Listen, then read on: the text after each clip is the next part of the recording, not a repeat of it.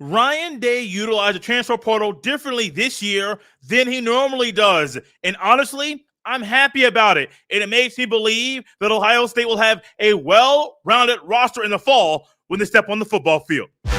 You are Locked On Buckeyes, your daily podcast on the Ohio State Buckeyes. Part of the Locked On Podcast Network, your team every day.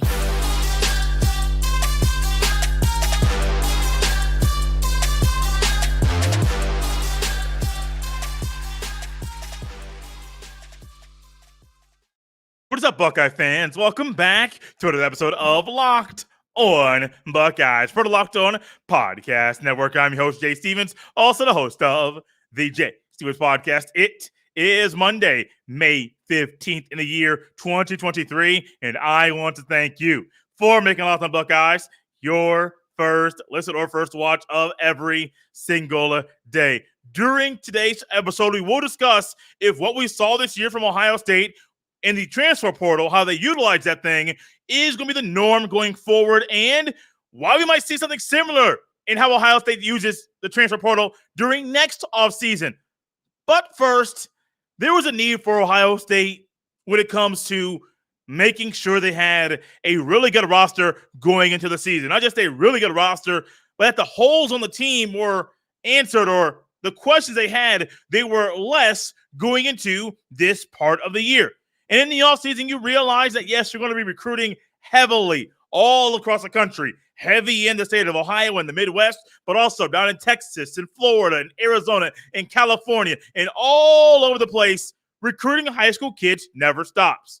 But what also never stops is making sure your roster is everything it can be, and that the standard remains a standard, and that goes for how you build a roster for the football team. In comes this conversation about Ohio State's utilization of the transfer portal. We all know and think and have a belief that Ohio State should have gone out in previous years and added more players via the transfer portal. I have believed that. I think you have believed that. There's a really talented quarterback that I still believe is out there. And honestly, it should be a thought of some of your minds that, hey, maybe, just maybe, Ohio State's going after a really talented quarterback out there that I do believe is still in the transfer portal. But when you look at the guys that they have brought in, not just the guys that are still out there, the guys they have brought in, there's been a specific tactic that the coaches have utilized this year. It's all about filling needs of the that are on the roster. And if there's a guy or two, or maybe even 8 guys out there that you can go out and get to bring in and add to the roster to make the roster a more well-rounded machine, you go get them. Ohio State brought in 8 scholarship transfers this year, scholarship-level transfers, 3 on offense, 4 on defense, and 1 guy that's a special teamer, Tristan Gebbia, a quarterback. Now, Gebbia is not going to start, but you want somebody that a backup role that's a veteran that can kind of help the guys prepare for the season, prepare for game after game after game, but also somebody that's played a little bit that, hey, if something happens to my number 1 or my number 2, the guy that's in the third string spot can go up there and get that job done. Now, he's not as talented as Devin Brown or Kyle McCourty. You know that. He knows that. Tristan Gebbia does. But ultimately, you want to do one thing. We see it in the NBA. See it in the NFL. Go somewhere where you can potentially win a ring. Ohio State allows that opportunity for Tristan Gebbia, the Oregon State transfer quarterback, but also he brings and adds a leadership quality to the team. You add in Joshua Simmons, offensive lineman, probably going to be an offensive tackle, and then Vic Cutler, probably a guard or center for the Buckeyes. What do? They fill a need. There was a competition at offensive tackle, left and right offensive tackle for the Buckeyes, and also a position battle at center. What do these guys get to do? Come right in, compete to start. I understand Vic Cutler might not start in the season, but what is he doing? Competing to start. You see, there is a way and a tactic Ohio State has taken. If there is a question at third string quarterback or they need a leadership role, go out and find somebody that can come in and fill that role. Is our offensive line up to par? Do we have everything answered? Is there depth at that position? If not, go out and bring somebody in that can fulfill that role. On defense, Tywone Malone, defensive tackle, adds depth for the Buckeyes. Davison Igbinosun, he might even start for the Buckeyes in the fall. There was a need for depth at D tackle. Tywone Malone fills that. There's a need for depth at corner and really talented corners. Davison Igbinosun, he fulfills that role. Other guys that Ohio State brought in on defense in the transfer portal, Lorenzo Styles. Not only did his dad play for the Buckeyes, his brother plays for the Buckeyes, and he ultimately adds depth at corner for the Buckeyes in this season, but also in seasons after this one. So you're not only looking at currently, you're looking at in the future as well. Then you added Jahad Carter, the Syracuse transfer, and then John Furlman, long snapper transfer from Arizona State. There was a need. There was a need for players like this on the team. And I believe that's why Ohio State and Ryan Day went out this year and utilized this tactic. Now, it wouldn't shock me if they had thought about bringing in maybe another O-lineman, and maybe they had talks but things just fell through. Or maybe a tight end, really talented tight end. Maybe things just fell through. Whatever the case is, maybe they're even thinking about going after a starting quarterback in the portal and saying, Kyle McCord, Devin Brown, they're good. I mean, they're really good. But maybe they aren't good enough to be a starter. There's a guy out there who we believe could be a starter. We want to bring him in. Maybe there are conversations about that, but those things fell through. But you kind of see there are schools out there that may go out and just, hey, you want to come, make some money, play some football. We may not have a spot for you on the roster. We'll make that thing for you. So you go out and you bring that player in. What do you see? You see that you're just bringing guys in, but there was a specific tactic for Ohio State this year. If there is a need on the roster, maybe depth on O-line, or maybe guys in the portal that can start, bring them in. Maybe Tywone Malone, not only for a depth piece, but he also kept a relationship with Larry Johnson. After Larry Johnson went out and recruited him, what do we see here? Hey, a relationship that has been kept from when this young man was in high school to this day, and there was a need for a player like Malone on Ohio State staff, the Ole Miss transfer, you bring him in. Igbinosun, you bring him in. If there's a need, Ohio State had said, hey, maybe this is how we can go out and fill the roster, make the roster a very solid, well-rounded machine. Now, now talking about it being a polished machine, that's something that happens game 4, 5, 6, 7 in the season. You can't say, and I don't believe the Ohio State 1 is a polished machine right now, but 2, I don't think that the coaches even would come out and say, we're polished right now. And it's not because of the players that they're bringing in. There's questions all over the place with this team. Less this time of year than there were a few months ago, but there are still questions about the Buckeyes and what they'll be in 2023. But honestly, I like how Ryan Day and the other coaches utilize the portal. I like how they got in and went out and got these 8 guys, scholarship level guys. Why? There was a need for players like this, and they could fulfill that need and bring in somebody who could instantly satisfy a certain role in the roster, and you go out and get him in the transfer portal. I like it. I love it. And I hope we see more of this from Ryan Day. You think about offensive line, you had 3 starting O-linemen get drafted this year. You're bringing 2 guys from the portal. You have guys on the roster via your recruitment of high school guys. They can fulfill the role of some of those guys that are going out. Kind of get the gist. Draft picks go out. There may be holes. There may be holes from recruiting. How can we fulfill that hole, fill that hole in quickly? The transfer portal. Go out and get these talented players, bring them into Columbus, and let them cook every Saturday in the shoe. Speaking of the transfer portal, is what we saw from Ryan Day this year and how he utilized the portal, is that going to be the norm going forward? We'll discuss that next here on Locked On Buckeyes. This episode is brought to you by Built Bar. Looking for a delicious snack but don't want all of the sugar and calories? Then you need the best tasting protein bar ever. Built. If you're like me and you want to make healthier snack choices but you don't want to compromise on taste, I've got just the thing for you. Built Bars and Built Puffs. What makes Built Bars so good? Well, for starters, they are all covered in with 100% real dark chocolate. And they come in unbelievable flavors like churro, peanut butter brownie, and cookies and cream. I'm not sure how Built does it, But these bars taste like a candy bar while maintaining amazing macros. Only with 130 calories and 4 grams of sugar with a whopping 17 grams of protein. And now you don't need to wait around to get a box. For years, we've been talking about ordering Built Bars at Built.com, but now you can get them at your local Walmart or Sam's Club, while you can still get your specialty flavors still at Built.com. Head to your nearest Walmart today, walk to the pharmacy section, and grab yourself a box of Built Bars. You can pick up a 4-bar box of cookies and cream bar, double chocolate bar, or coconut puff.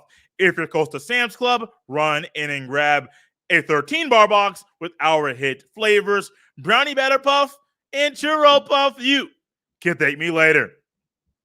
Thanks for making Locked On Buckeyes your first listen every single day. The everydayers don't want to miss what's coming up later this week, as later in this week, I will unveil 3 wishes I have for Ohio State's football team going forward in this season. I have wishes. You have wishes. You'll get to hear my 3 wishes Ohio State has, or I have for Ohio State football team going forward in the upcoming football season. You don't want to miss it. Some of my wishes might be on your wish list too. So Ohio State's use of the transfer portal in 2023, going back to the first portal window that opened the Monday after the Big Ten championship game, to this window that just closed on May 1st, that opened on April 15th, the day of Ohio State's spring game. And honestly, that was the big spring game Saturday all across college football. Numerous spring games were played on that day. And when I think about the transfer portal, the first window, the second window, and the guys that Ohio State brought in, the guys that we talked about on the previous segment, I like what they did. I'll reiterate it once again. It makes me excited about what Ohio State might be in the fall, because Ryan Day said, hey, we need leadership in the quarterback room. Oregon State transfer quarterback comes in. Oh, we need more depth and potential starters on the O-line. 2 guys come in and fulfill that. Oh, we need depth on the D-line. How about we go out and get a guy who's in the portal who Larry Johnson kept a relationship with for all these years? Go out and get him. DBs, bring in 3 defensive backs. There's a need for them. Get him in the portal. I like what we saw from Ryan Day. But the question comes into my mind, and it's probably in yours as well. Is what we saw from Ryan Day and the other coaches at Ohio State, now they use the transfer portal, is this going to be the norm? I'm going to say no. I'm not going to delay the response or the answer to the question. I'm going to get out in front of this thing and say no. I don't believe this is going to be the norm, but also I do believe it's somewhat of trial and error. Now, sometimes those errors might end up costing you your job. There are coaches out there that have utilized the portal in a great way. Has it really helped them build a sustainable roster and develop players in a great way? And have they been guys and coaches that are doing this thing and they're at the top of the sport every single year? I mean, you can look at what Alabama has done. You can look at what Georgia has done in the portal.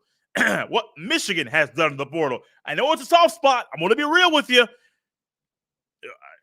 Jim Harbaugh's taking a different approach, and a really good approach at times when it comes to the use of the portal.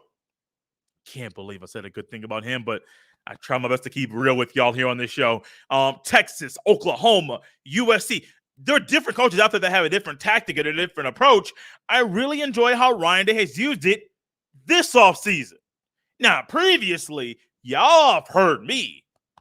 Go out there and get that cat. Go out there and get him.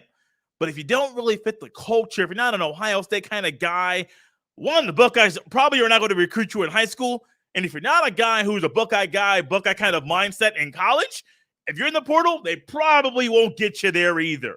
But no, I don't think it's going to be the norm. I think it was a need this year for Ryan Day and the coaches to go out and do this. And I do believe, honestly, it was needed.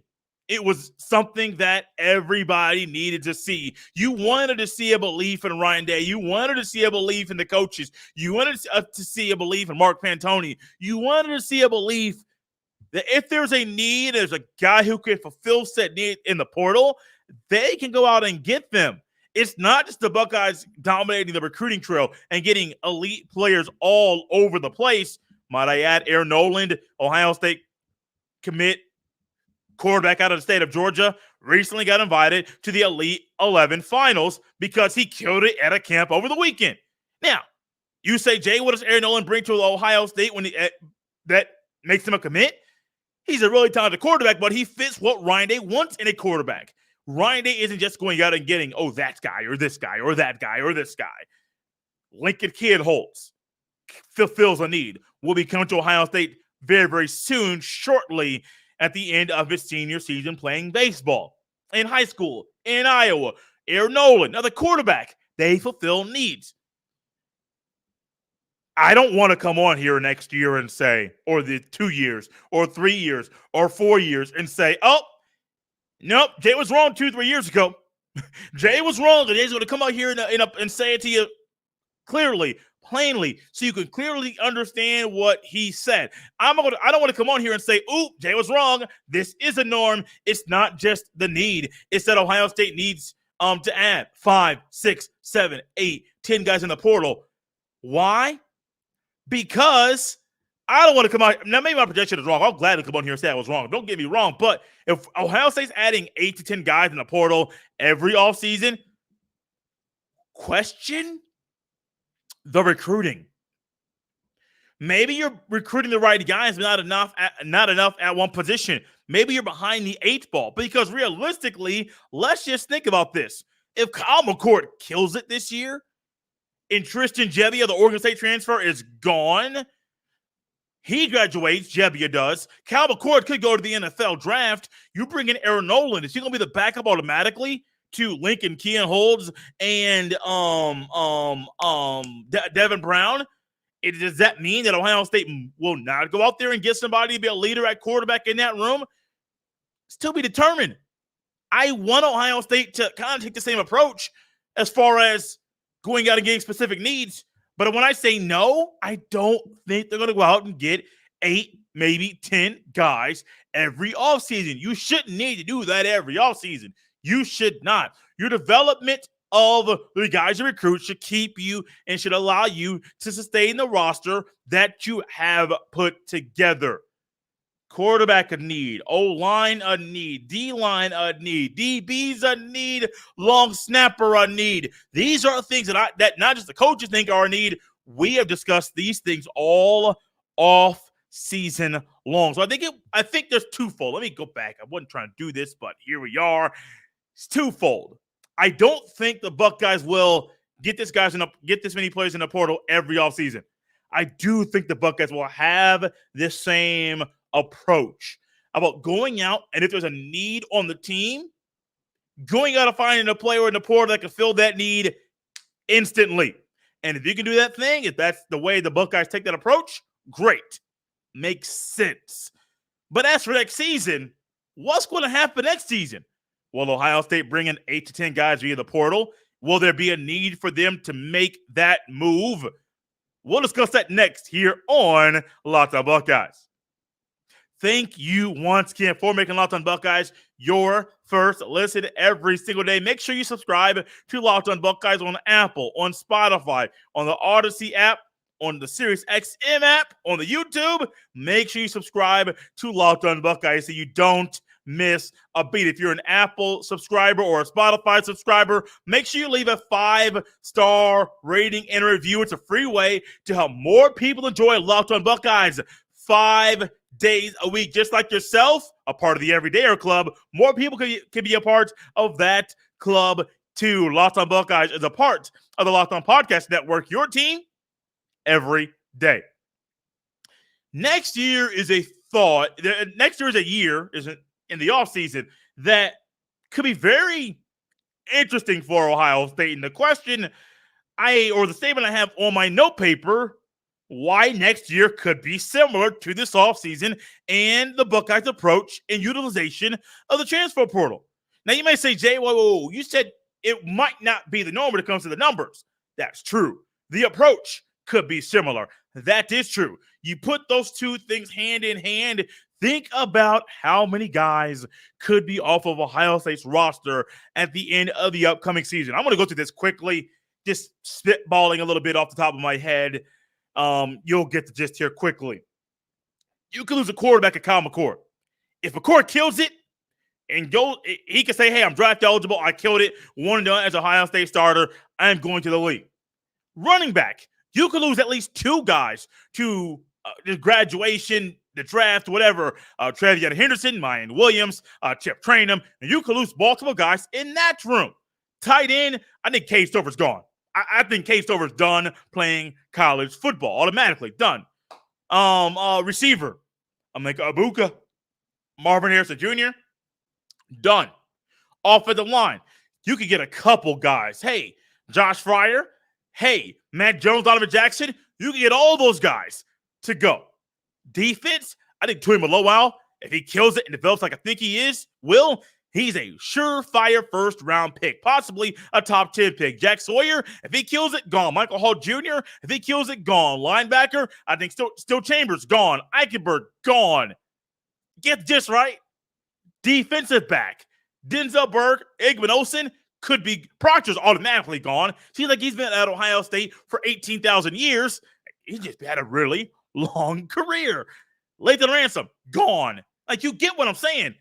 And those are just guys that are starters.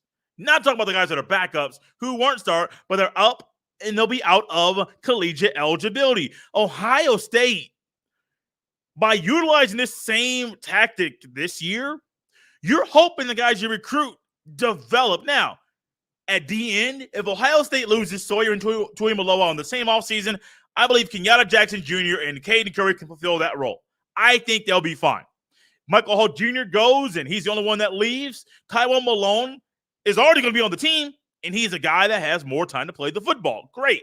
So running backs, you would say Evan Pryor, Dallin Hayden, great, but what about the guys that are behind them? We're going to see Ohio State possibly bring in 5 to 8 transfers next offseason, maybe even more, because the needs of the team are great. They're huge. Now, I don't know what McCourt's going to do in the next season. I don't know if Henderson and Williams will stay healthy in the upcoming season. I expect Cade Stover to kill. I think Harrison Jr. and Egbuka will kill. I expect that. I think Matthew Jones, Donovan Jackson will play phenomenal football. Michael Hall Jr., if they let that boy loose, if they let the dog out the cage, I think Michael Hall Jr. could be a first-team All-American. Like, I'm just being real with you. I'm not here to just spitball and make up statements and make up things. No, I'm being legit, honest.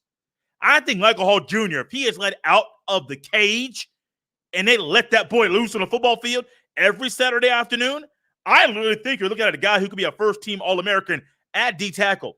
That's how good, that's how lethal he could be on the football field, but they got to let him loose. That's it. Literally.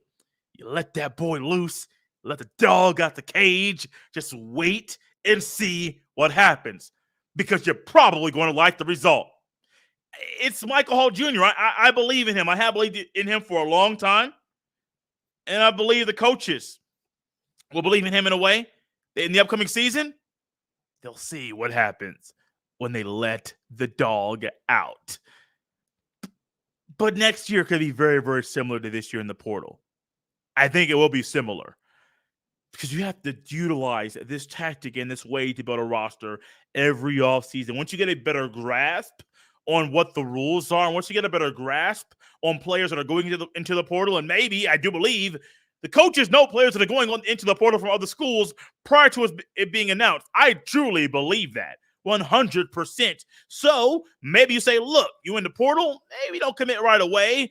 Maybe let's wait a little bit. We got some stuff for you. We got a spot for you. Maybe you're saying, look, he's too good. He's in the portal. We got to bring that cat here right now because you can't let him go to another team. Next year could be similar because Ohio State could have 8, 10, maybe even 12 draft picks in next year's NFL draft. Thank you for checking in and coming back for another episode of Locked On Buckeyes on a Monday. You can follow me on Twitter at jstevens07. You can send all of your emails to jstevens317 at gmail.com. This is Locked On Buckeyes on a Monday, part of the Locked On Podcast Network, your team every day. We're out of here for Locked On Buckeyes. I am Jay Stevens. Let's enjoy the weather. Talk about it all the time. We're in the middle of May. Going to get beautiful weather. Let's get outside and enjoy it together. While you're outside, check out another show along the Locked On Podcast Network lineup of shows. Locked On College Basketball, Locked On Browns, Locked On Cavs. Anything you want, you can find at the Locked On Podcast Network. I got to get out of here, guys. So much good stuff going on. I got to get out, check out another show on the network. I hope you do too in your free time. Right here, guys. I'll see you next time.